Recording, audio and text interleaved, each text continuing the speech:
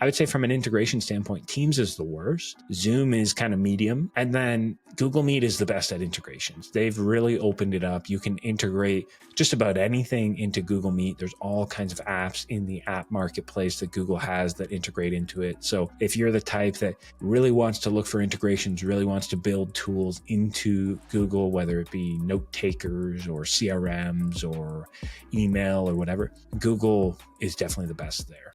Hello.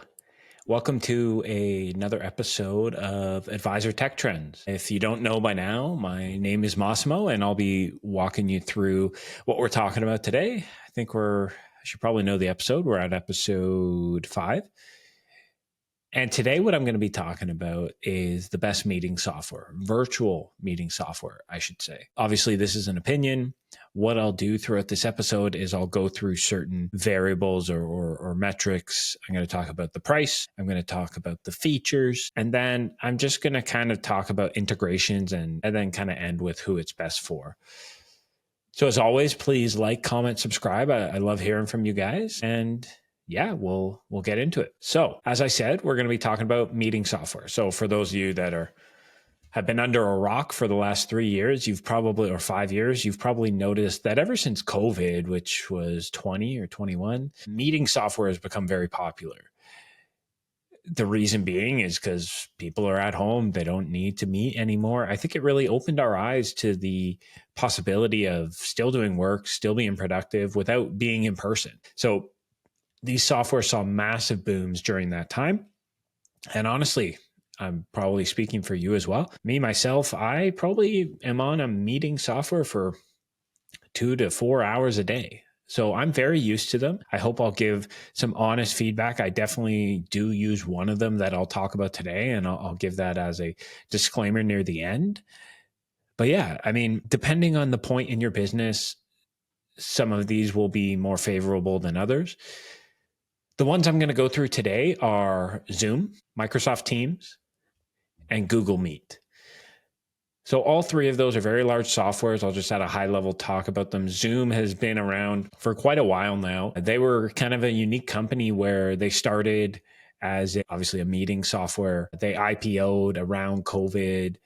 They were unique in the sense that they were very profitable and they focused on that from day one. Now they've turned into a behemoth since they're publicly traded. They have telephony software. They've got boardroom software. They've got an email, a calendar, all kinds of things. They're basically trying to do what Teams did, where you log into Zoom and you've got everything. Then behind that, we have Microsoft Teams. It's a Microsoft product. It's included in Office 365, so a lot of people get it kind of out of box. Great software. It's got chat features as well, which Zoom didn't have when it started. It does now, but I think Teams is often used for chatting with your colleagues, but it also has a video software built in. And then the last one I'll talk about today is Google Meet. So that's Google's product. It's a audio or video conferencing software built right into G Suite. It's really handy, and I've used it many times. So those are the three, all from very large companies, but all have millions of users. They've all been proven and tested. And so, yeah, the three areas I'll go through. I'll start with price. So when we look at this, Zoom, I'll start with Zoom. So Zoom's price point is $15.99. So they don't really have a free tier.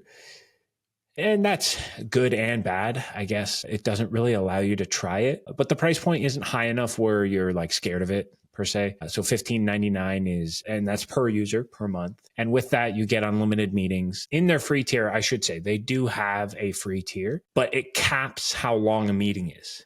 I believe it's 30 to 40 minutes. And so if you're having meetings that are less than a half hour, it could work for you. And it does say when you join the meeting, hey, this meeting's going to end in so much time. It has Zoom branding and all of that. So they do have a way to try it out. But the price is, out of all the ones I'll talk about today, it's the most expensive tool when you go to the premium. So that's something to keep in mind. If we move to the next tool, which is Microsoft Teams, that product is $4 per user per month, or it's free if you have Office 365.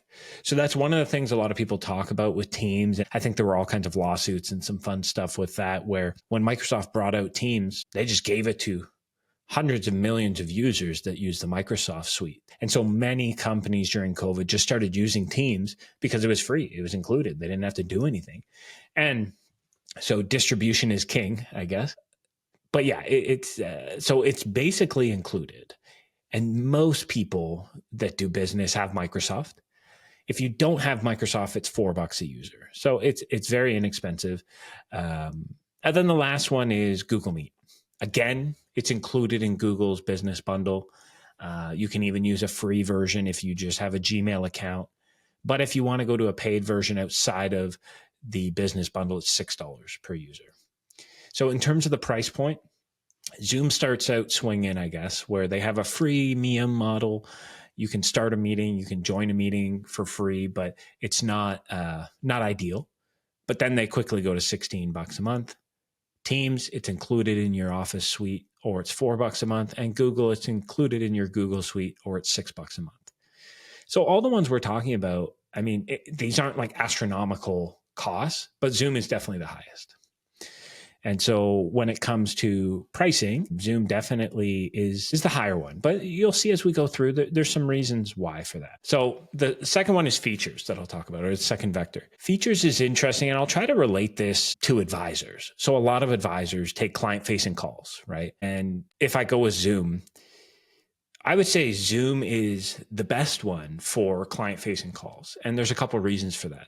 You can do all kinds of things with these calls. One, you can tweak a lot of camera settings, a lot of audio settings. You can do blurred backgrounds. You can do virtual backgrounds. You could do animated backgrounds if you want. So it's a really good tool for that. And it's been used for many years. It's very, very stable.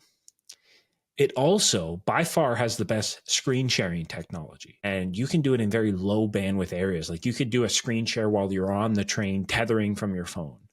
And so I find when I talk to a lot of advisors, they really like Zoom because of that. They've figured out a really good way to compress the data when it goes from your computer to the other person's computer. So you almost never have lag in Zoom. And if you've ever been in a Zoom meeting, you can probably attest to that. And the other feature in this is webinars. So Zoom actually has a webinar feature. All of them do, or a few of them do. And its webinar feature is great as well. It follows the same logic as before. So from a feature area for financial advisors, I personally find Zoom has the most and the most relevant to advisors. Now, if we move to Teams, Teams has a different set of features and skills. It's not the best for client facing. It doesn't have the best backgrounds. It does not have the best latency, but it's really, really good for internal meetings. It's super easy to launch. It integrates with your calendar if you're using Outlook really well. It's deeply embedded into the Microsoft suite. So if you're the type of person that's in Excel and Outlook and Word all day and you need to pop into a meeting really quick or do a message, Teams is great. It's just integrated into your everyday flow. Whereas with Zoom, it's kind of like a separate standalone app just made for one thing. So if you're kind of thinking, okay, I'm looking for features that'll help me collaborate and work with my team via chat or video, Teams might take the cake for you. So it depends on your wants and needs. And then Google Meet is probably the simplest feature-wise, but it's great for like quick meetings. You don't need to download any app. It works in a browser. Most people use Google Chrome. It works great in that browser. Zoom and Teams, you both have to download. And so that's something to keep in mind. There's no app needed. And it's great if you're already a Gmail client. And so in my opinion, if you think about it, if you're an advisor meeting with clients quite a bit and you value some of the client-facing features that I talked about, the virtual backgrounds, the great quality, Teams is going to take the cake. If you're an advisor looking for something for your internal staff to make collaboration better or easier, then probably Teams is going to take the cake. And maybe Google Meet. If you're on the G Suite, the Google Suite, Google Meet's going to be great. If you're on the Microsoft Suite, Teams is going to be great. And then there's Zoom, which is just kind of the way I think about it from a feature standpoint. It's kind of like the Cadillac of features. Like for better or for worse, Zoom kind of grew up by itself, had to build features, had to differentiate based on features. They first and foremost were a video conferencing app. And they weren't an add-on to anything like Teams and Google Meet. They were kind of add-ons into the Google and Microsoft suite. Zoom, all they did was meetings. And so they made the app really good. And so just keep that in mind. You have different needs. There's different ways to win this battle, I guess. But yeah, so that's feature-wise. So the third thing I'll talk about here as it relates to some of these variables is quality. So I touched on it a little bit. I'll also talk about integrations, but Zoom, again, just to touch on, it's the best for video quality, even in low bandwidth. Like I mentioned, I've tested it quite a bit while driving in a train, whatever. It's great. Even in other locales, like I personally live in Canada, when I go to the States or Europe, Zoom still works really good. So it's definitely optimized for external meetings. The quality on Teams is solid, but it can definitely be less stable, weaker. I think they put less effort into the quality and more effort into the internal features for your company or your team. And Google Meet, it's great, but it's low quality in terms of like the images. And so they focused a lot on stability, mostly because I think they have a large contingent outside of North America using it, maybe with lower bandwidth internet. It only works in a browser, so they had to make it kind of lightweight. So like I said before, it's really great to pick up and use. It's super easy to jump into. The quality is good in terms of like audio, but the video quality is going to be lower so that they can make sure that the video is stable. So it depends on what you want there. Again, Zoom takes the cake on quality. It's just the reality. I think if you've been in enough Zoom meetings, you can see that. As for integrations, honestly, like it depends on how you see an integration, but all three of these are really good. Zoom has not as many integrations as you would like. That might be a byproduct of them just being like a meeting software first and foremost, and then them branching out into other softwares internally. Like they have their own email, their own calendar, all that stuff. But in general, it integrates with a lot of the modern CRMs, for example, Salesforce, Zoho, Pipedrive, HubSpot, all like the big ones Zoom integrates with. It integrates with Google Calendar, Outlook Calendar, things like that. In general, it has enough of the integrations that you would need. Teams also has integrations, but it's more focused on Microsoft. And that's just how Microsoft rolls, right? Like they build things for their internal suite to get more people on Microsoft. So I would say from an integration standpoint, Teams is the worst. Zoom is kind of medium. And then Google Meet is the best at integrations. They've really opened it up. You can integrate just about anything into Google Meet. There's all kinds of apps in the app marketplace that Google has that integrate into it. So if you're the type that really wants to look for integrations, really wants to build tools into Google, whether it be note takers or CRMs or email or whatever, Google is definitely the best there. So again, depends on your needs. I mean, overall, it may seem a little biased. I personally do use Zoom.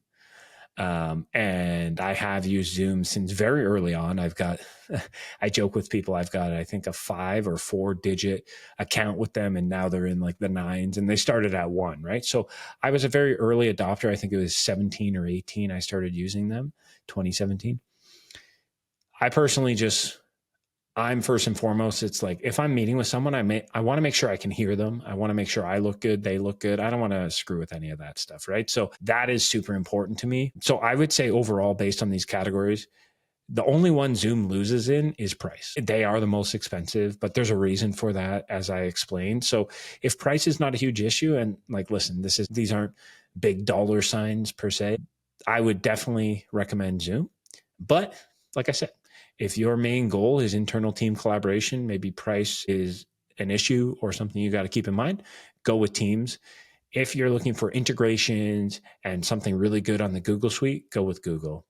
But in general, if you choose any of these three, they're great. They integrate with all the CRMs. Your clients are going to be fine. They'll be able to join them. The audio, video, all that stuff is great. We're kind of, when you come down to it, and if you go into these, they've been around for so long, you're kind of splitting hairs a little bit on quality and all of that. Zoom is the best one, but it's negligible between them all. So you'll be happy with any three of these. I would say if you want to start and you've already got Microsoft or Google, which most of the world has one of the two, try one of those apps. Get a footing for it, get used to it. If you want kind of the Cadillac of quality per se, move to Zoom. You won't be disappointed. So I appreciate you listening to this one. I like doing comparisons like this. I keep it short and sweet and try to give you some value. As always, please like, comment, subscribe. I'd love to hear from you guys, and we'll see you in the next one.